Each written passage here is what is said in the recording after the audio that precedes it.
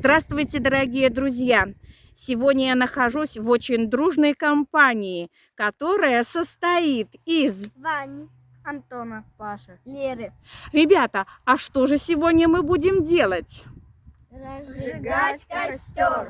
Так, интересненько, интересненько. А как называется такой костер? Шалаш. Ша- Этот костер называется шалаш. Так, шалаш. А что на этом костре легко сделать? Легко сделать пищу. Приготовить пищу. Значит, шалаш-костер, который мы сегодня будем показывать, как его легко и просто разжечь. И на нем легко и просто будет готовить пищу.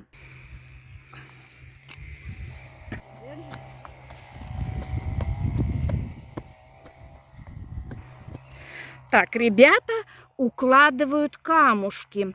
Дерн убран на землю. Вокруг будущего костра ребята улаживают камни. Для того, чтобы разжечь костер, мы приготовили газет в виде растопки и сухих палок. Чтобы разжечь костер, нам еще потребны сухие ветки.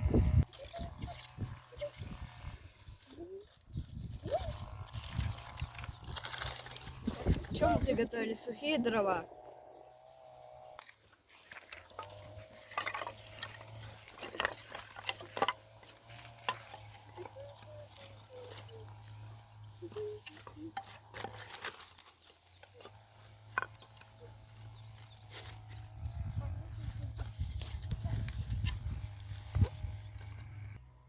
Чтобы не случилось беды, мы приготовили лопату и воду.